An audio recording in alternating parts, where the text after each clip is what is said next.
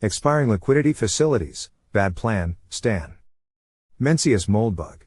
December 17, 2009. Unqualified Reservations. Narrated by Skeptical Waves. Expiring liquidity facilities, bad plan, Stan. The Fed, ensuring a busy quarter ahead, tells us. In light of ongoing improvements in the functioning of financial markets, the Committee and the Board of Governors anticipate that most of the Federal Reserve's special liquidity facilities will expire on February 1, 2010, consistent with the Federal Reserve's announcement of June 25, 2009. These facilities include the Asset-Backed Commercial Paper Money Market Mutual Fund Liquidity Facility, the Commercial Paper Funding Facility, the Primary Dealer Credit Facility and the Term Securities Lending Facility. Thankfully, this date for a fully loaded round of financial Russian roulette comes with a caveat. The Federal Reserve is prepared to modify these plans if necessary to support financial stability and economic growth. You think? I am not, of course, any kind of financial analyst. My comments do not constitute investment advice, never have, and never will. But sometimes a neighbor just got to step up to the plate, get his hand on the mic and lay down some chronic prophecy. I predict, serious financial disturbances will occur on or before February 1, 2010. Or soon thereafter. And if you want to know more, consult my big neighbor, Professor Seti of Ba Amin, Columbia. He gots to get his mind off all them little ladies. Plus he says he got some kind of model and shit. Sound like a stone cold OG PhD neighbor to me. Okay, stop laughing. I also have a serious, i.e., verifiable prediction. I predict that before the end of 2010, probably well before the end of 2010, possibly even before the beginning of 2010, the Fed will be forced to renew these facilities or others like them. In other words, I predict that its attempt to kick the liquidity junk will not succeed. In the end, I believe all these temporary facilities will become substantively permanent, just like the original LF, deposit insurance. Please bear in mind that this is a guess, rather than a deduction, and is based on assumptions about rational crowd behavior that may simply turn out to be false. If they are false, it is not my explanation of maturity transformation which is false. It is just these assumptions, i.e., the belief that humans are even remotely distinguishable from remote-controlled sheep. Certainly if they were remote-controlled sheep, I would expect no crisis. With this caveat of my own, let me put it this way, the Fed simply does not understand maturity transformation. It thinks it can just take these collapsed markets, which it suspended by guaranteeing, and turn them back on again. And they'll just work. This could be described as the therapeutic theory of financial cryonics. If Alcor could freeze your brain and then warm it up, this would be a tremendous achievement. It would not cure your brain tumor, though. The Fed can freeze the money market, then thaw it back out. An achievement, though hardly unprecedented. Let's look for a second at how it did this. What are these temporary liquidity facilities? A liquidity facility is simply an open-ended guarantee that the Fed, or some other authorized authority, will issue an arbitrary number of dollars to buy an arbitrary number of goods at a fixed price. In principle, this exact mechanism could be used to fix the price of corn. Or at least, to support it. Although the Fed would wind up owning a lot of corn. What's neat, though, is a trick that can be played in the securities markets. Through the miracle of loan guarantees, an issuer of currency X can be used to support the price of any debt, i.e., promise of future payment. So long as every principle of good accounting is disregarded, these contingent liabilities can easily be omitted from the sovereign balance sheet. To fix prices, the sovereign just issues an invisible, parallel, derivative security which is invisibly bundled with the security whose price is to be fixed. Or at least, supported. I'm not sure whether infinite dollars can be used to suppress dollar prices, though perhaps some trick can be played. It's always easier to intervene prices upward than downward. Downward you are rationing, upward you are just taxing. Thus, consider the case of FDIC deposit insurance. When you make a deposit, i.e., a zero-term loan continuously renewed, to a bank, i.e., a vampire whorehouse with AIDS, in return you receive not one but two notional securities. For every green dollar you deposit, you receive $2-sized instruments, the bank's promise to repay you on demand, call it a yellow dollar, and FDIC's promise to pay you if the bank can't, call it a blue dollar, precisely, a credit default swap. Taped together, the yellow and blue dollars make green. Your loan to the bank is risk-free. And indeed these instruments have to be taped together. Because if you could separate the two, and create separate markets in which yellow and blue dollars traded separately co-eds, what would happen? We'll return to this question in a moment. All the liquidity facilities mentioned in the press release are of this class. Your yellow dollar in the case of the money market funds, for instance, is a dollar which is in a money market fund.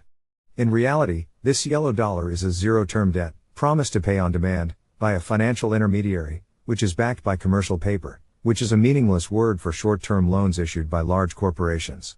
These corporations are typically performing maturity transformation in the sense Minsky describes, that is, their financial structure has been designed so that they have to roll over their loans, rather than repay them from cash flow. What the Fed is doing, when it terminates these liquidity facilities, is canceling its blue dollars i.e., its loan guarantees. Each blue dollar is marked, not good after February 1, 2010.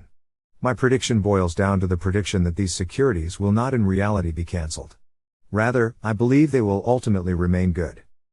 Bureaucratically, however, turning around on this plan, and effectively admitting that these once temporary programs have become permanent, represents a significant defeat for the Fed. Therefore, the Fed will have to suffer some pain before admitting this defeat. Thus, I expect market turbulence.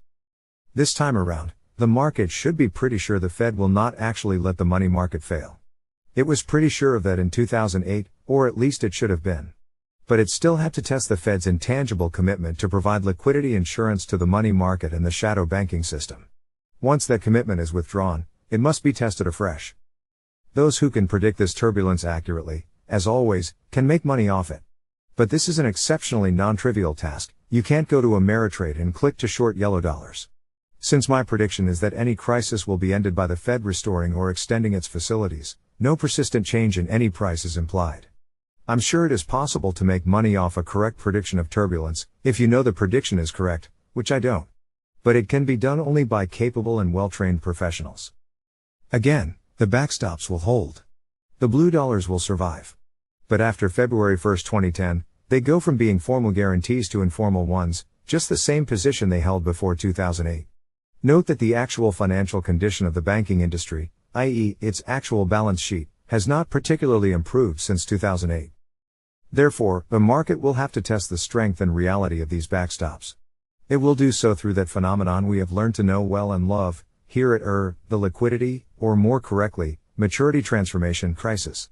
More broadly, the entire wave of temporary powers that were the original fruit of the first wave of the crisis is expiring, dissipating, and vaporizing, as emergency powers do in Washington. It is being sucked up by bureaucracies on all sides, restoring the normal beltway equilibrium of general administrative paralysis. In a political context where the administration is weak, the Fed is weak, its chairman is awaiting confirmation, and Congress is actively on the rampage, how easy is it for the Fed to make this U-turn? I suspect the market will want to find out, especially at a time when the first sovereign default crises of the new depression, Greece, etc., appear imminent.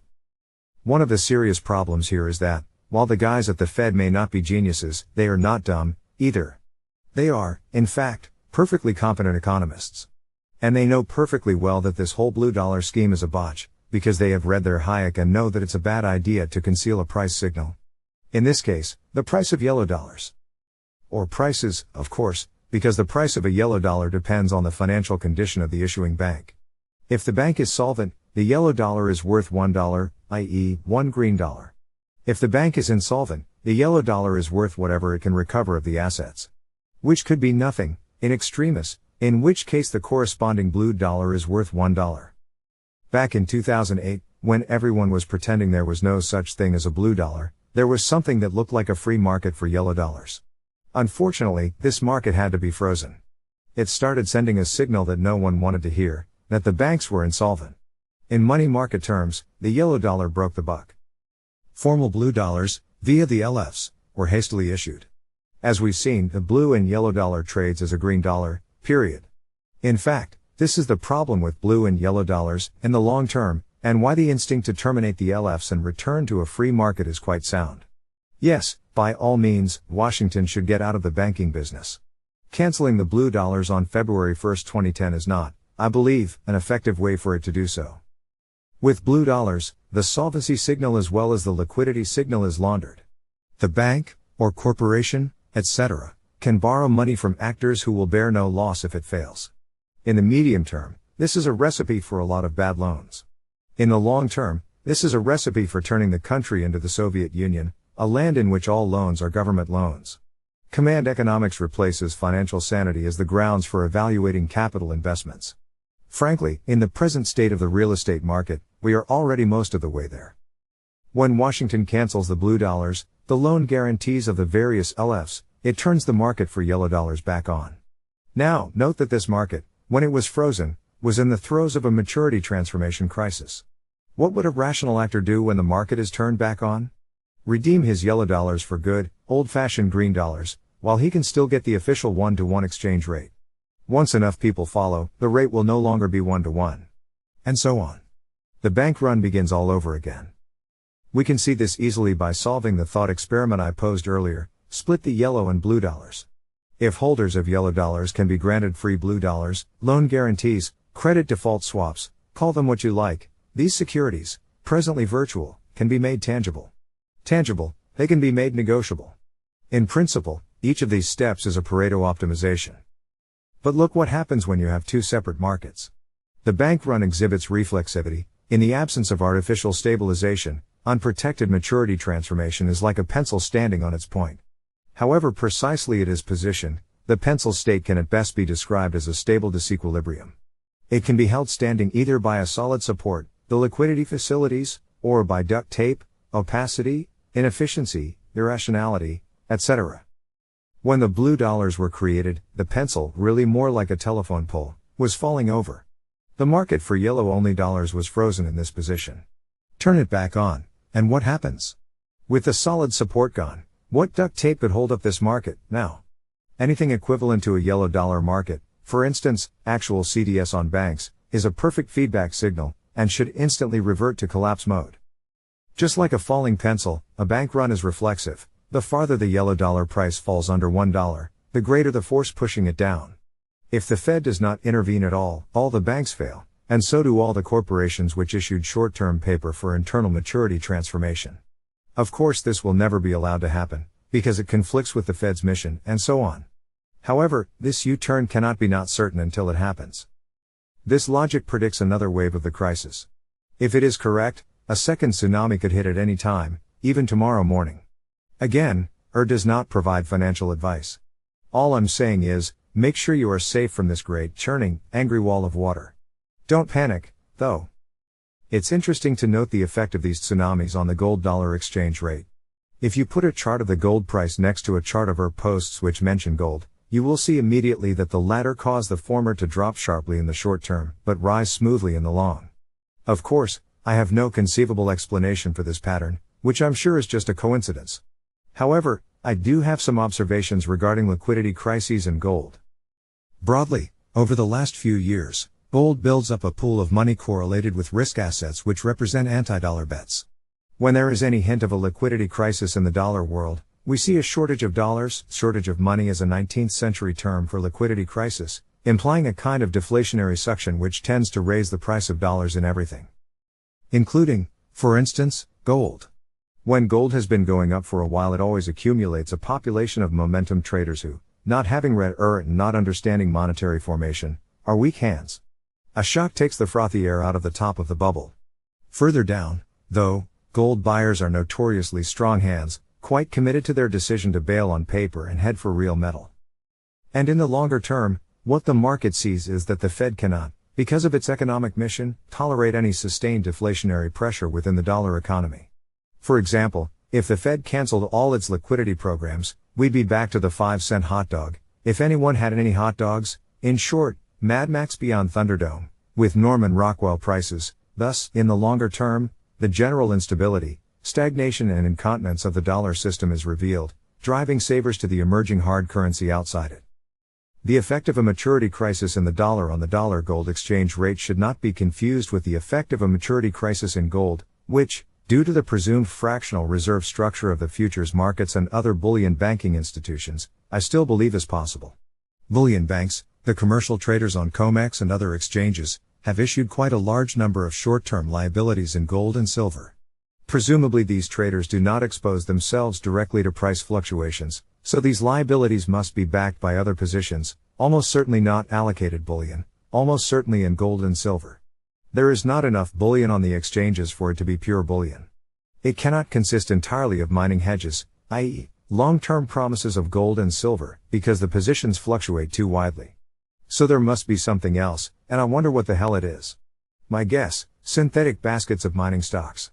Regardless, unprotected maturity transformation is a dangerous game for lender and borrower alike, and no one should be playing it.